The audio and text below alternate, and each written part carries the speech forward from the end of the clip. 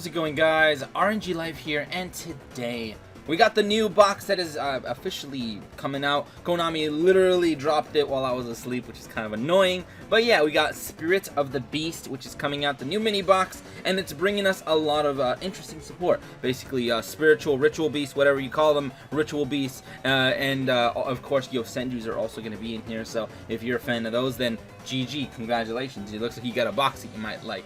But otherwise, it's mainly just win support and a few other cards to spice up other decks, but that's kind of what you expect from a box. But whatever, let's go ahead and get things started and see what are the best cards in Spirit of the Beast. First up, we got the actual main flagship monster of this box, Ritual Beast Ulti Apelio. Now, this is a card, the main boss monster for Ritual Beasts, or Spiritual Beasts, whatever you want to call them. They contact fuse, so they're kind of like Gladiator Beasts, so that's pretty cool. Also, this thing, when it attacks, it's basically an Armades, so it basically says, you can't stop me. Another really cool thing about this card is that it has a really nice quick effect, meaning you can use it on your opponent's turn to tag out. And you can basically tag this thing, separate its fusion, and bring back 2 of your banished Ritual Beast and Tamer monsters, which are the cards you use to fuse into this. And I think you also have to banish them to fuse into this thing. So you always have those 2 materials, which is really, really cool. So if they try to hit you with a Tretch or anything weird, you just tag out instantly. So they're not going to want to hit this thing. So pretty cool. A card right here. It's actually, I think, one of the best cards for Ritual Beast, so that's really, really nice. Let's keep things moving, though. Alright, speaking of Spiritual Beast right now, or Tamers, or whatever you want to call them, Spiritual Beast, screw it, I'm gonna call them that. Spiritual Beast Tamer Winda is here. Winda is, if you guys know, is a Gusto, and she is back, and she's betraying her archetype to join these bad boys. But yeah, Winda is pretty cool. She has an amazing effect, by the way. I will read it for you guys, and it'll show you that it's really worth being a UR. It says, if this card in the owner possession is destroyed by an opponent's card, battle, or card effect, so if it's destroyed in general by other stuff, you can special summon 1 Ritual Beast monster from your deck or extra deck, ignoring summoning conditions. That's kind of busted. So you just summon her and you're pretty much safe. If they destroy her, they're gonna regret it probably, because you get to summon the Apelio. You get to summon the big Ulti Apelio boss monster that I just showed you. So that is really, really cool. And it says you can only special summon her once per turn. A lot of them have an effect that says they can only be special summoned once per turn, by the way. So that's a hard once per turn for a lot of these cards. But very, very cool card. Actually, really amazing. Winda's kind of busted, but whatever. Moving on, we got Yosenju's Sword Sting, which really, really makes me think of 6-Sam Dual Wield. So I'm just like, oh crap. Here we go again, dude. So basically, we got Yosenju support that really, really mimics the 6-Sam support. Yosenju Sword Sting pretty much just says, if you control no monsters, reveal up to 2 Yosenju monsters with different names in your hand, and target the same number of face-up cards your opponent controls. Return them to the hand. You can only activate 1 Yosenju Sword Sting per turn. So, as you can see, that's kind of OP. You don't have to, like, the only thing is you have to control no monsters. So, but that's kind of fine, because Yosenjus don't really have a field in general. I can already see how I would build a Yosenju deck. I'd probably run some drownings and stuff like that. But yeah, so you're not usually supposed to have monsters. You're supposed to have these monsters that spam out onto the board. You get to summon them, and when they summon, they get effects. When they attack, they get effects, and then they bounce back to your hand during the end phase. So they basically come out, smack your opponent, go back into your hand. And that's why this card is so good. So Yosenju Sword Sting, I think this is going to be really amazing. I think when we fully get all the Yosenju support, that's when this actual deck will be really, really good. But for now, pretty cool. We got Spiritual Beast Kanaha. It says, once per turn, you can banish 1 Ritual Beast card from your deck face up.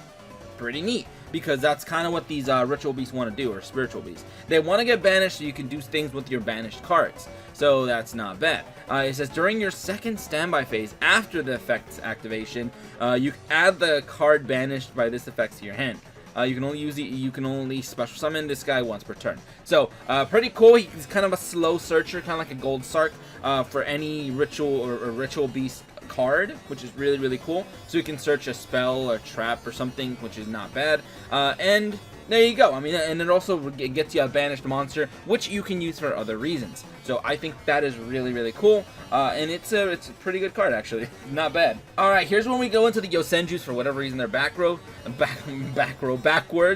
We got Yosenju Kama 3 over here. Kama 3 is, I think, the Searcher. When this card is normal summon, you can immediately summon another Yosenju monster. So that's pretty cool. You can summon another one, not bad. Normally you go for Yosenju Kama 3, 2, and 1. Each one of them, they have like the little combo. I think Kama 3 is the one that when your opponent, or not opponent, when you attack with another Yosenju monster and it deals damage to your opponent, you get to search any Yosenju card. So pretty cool. This guy helps you with consistency to make sure you have all your Yosenjus so you can constantly go off. These guys always bounce back to the hand during the end phase, so that is kind of how it goes. And that's pretty much all this thing does. Now, moving on, we got Yosenju Kama 2. Now, 2 is also pretty decent. He's not bad. He works pretty well with the other one because you have Kama 2 and 3. 3, basically, like I said, gets an effect when one of the other Yosenju monsters deals damage directly or whatever. This guy basically has that effect. He can attack your opponent directly and cut his attack in half. Think like Anki or any card that actually does that. There's actually quite a few that do that.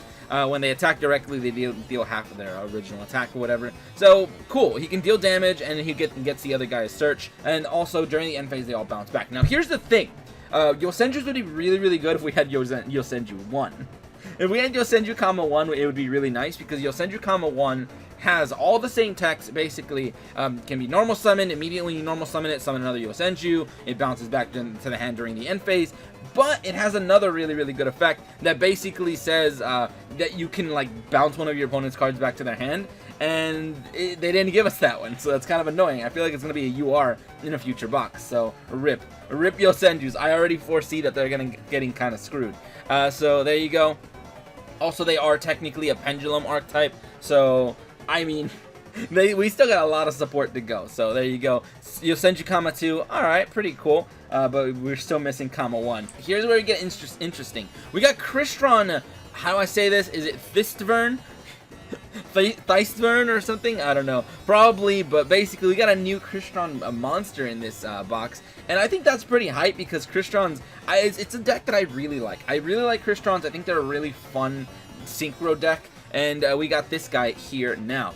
This thing says that you can target one face-up card you control, and you cannot special summon monsters from the extra deck for the rest of the turn except machines. Pretty standard for the Crystrons. So you target one monster, you gotta summon a machine, also destroy that card. So you destroy the card, and if you do special summon one Crystron tuner monster from the deck. It's a really good consistency card, so I think this is definitely gonna make the deck a little bit better. I don't know if it's gonna make it straight up like busted, but I think it's gonna make it a little bit better. So pretty nice right there. Also, it continues to say, you can banish this card from your graveyard, add one Crystron monster from your deck to your hand except itself. And you can only use this guy's effect once per turn, and only once per turn.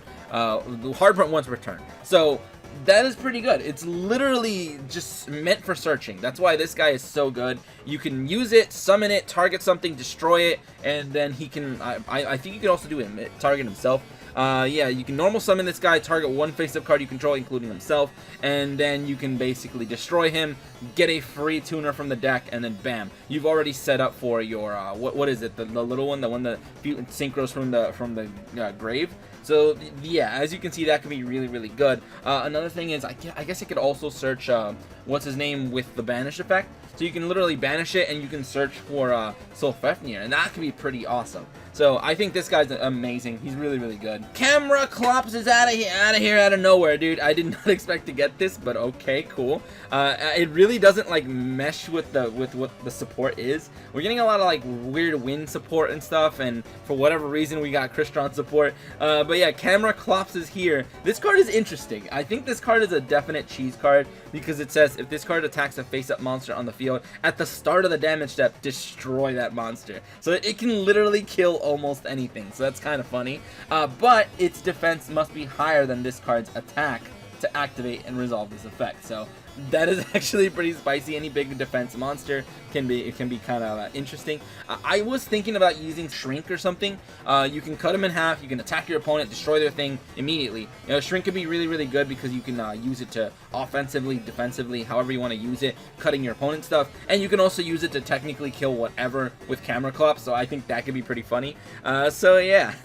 I think that's just interesting. I think it's a really cool card. It would definitely require its own deck though, because as soon as they attack you, you're not protected at all. So there you go. Camera Collapse, fair enough, pretty cool card. Next up, we got Divine Wind of Mist Valley. This is a field spell, and it actually would work really well in literally any deck that bounces wind monsters back to hand, to be honest, which a lot of wind monsters kind of want to do. Once per turn, of a wind monster you control returns to the hand, except during the damage step, of course. You can special summon one level 4 or lower wind monster from your deck. Now that's pretty cool. I think that's interesting. I don't know if it's gonna be like too good.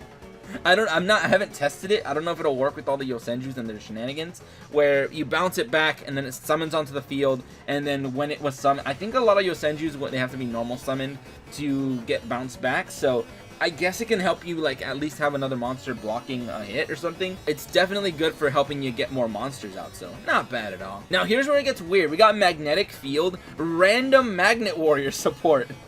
I swear, dude, we get like random support in these boxes. So, Magnetic Field is over here. It's a field spell, and it says if you control a level 4 or lower Earth Rock monster, you can target one level 4 or lower Magnet Warrior monster in your grave, special summon it. And you can only use the effect of Magnetic Field once per turn. So that could be really good. I was thinking about to summon Gamma. I think you can re-summon Gamma, keep doing the Gamma thing to keep sending things away. I think that could be pretty interesting. But you do have to have pretty much a magnet on the field to do it. So not bad. It's not bad at all. I kind of like it. By the way, it also continues to say you can only use this effect, a magnetic field, once per turn, and once per turn at the end of the damage step when an Earth or Rock monster you control battled an opponent's monster, but the opponent's monster was not destroyed by battle. So basically you can crash your monsters into your opponent and bam, your monster dies. Their monster doesn't die, and then you can say, it says you can return that opponent's monster to the hand. So that's pretty cool because it kind of makes your monsters act like Neospatian Grand Mole. You can crash it into your opponent with the field spell out. It'll bounce back their card. You'll send your magnet to the grave. Of course you take damage, but it gets their stuff on, and like it actually puts their stuff back, and that's pretty interesting. Now, if you can have a magnet on your field, and you can literally just special summon it right back, and it's kind of funny because it basically says whenever they battle, I think. It doesn't say your monster has to attack. It doesn't have to say anything like that. So as long as you have magnets on the field, your opponent's monster's getting bounced back to hand, and that is pretty hype. I kind of like that. Okay, now we got another card that's kind of weird called Morschlag. I hope that's how you pronounce it, but basically this is the one that you can only equip to a normal summon monster that you control. It's got to be normal summons. It could be anything. It could be an effect monster, whatever. It's just got to be normal summoned.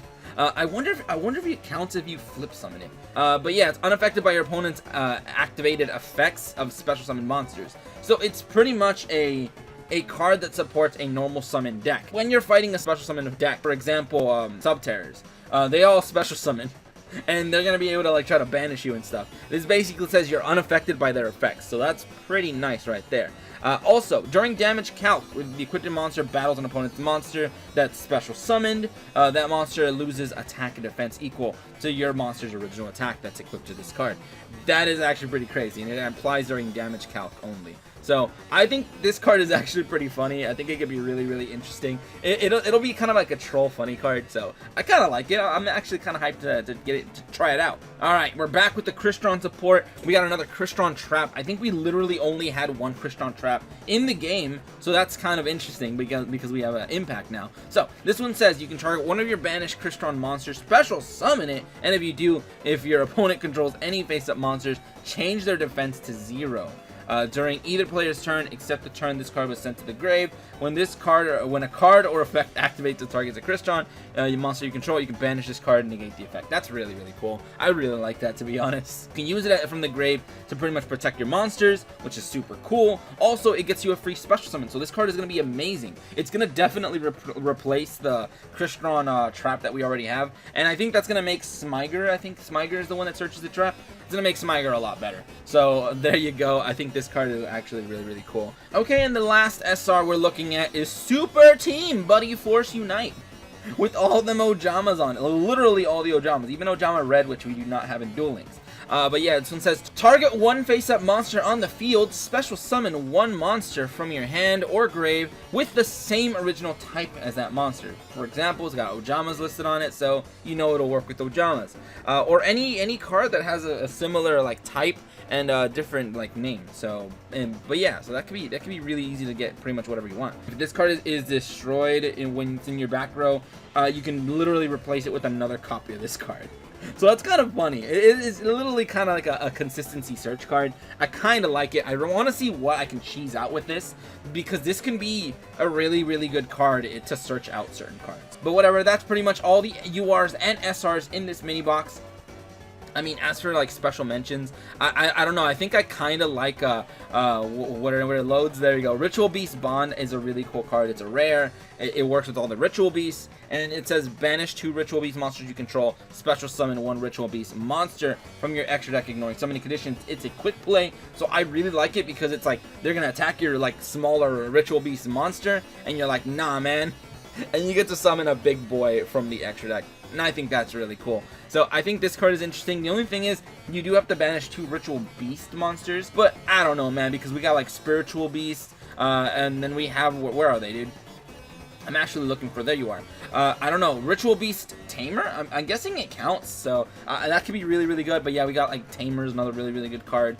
They're gonna be really interesting. Basically, this is Ritual Beast like deck incarnate in this box. We're finally getting access to some really interesting stuff like Mist Valley Falcon, which I really want to mess with this card and do some really weird shenanigans, because this thing can create some kind of weird loops, especially with Powerful Rebirth, because it literally, you revive this guy from the grave and then you can attack, bounce back that card, set it next turn, and then get another activation to revive another monster. And it's just kind of crazy. I kind of like this card. But whatever, that's pretty much the new box. We got a whole bunch of new support. Let me know what you guys are hyped for in this set.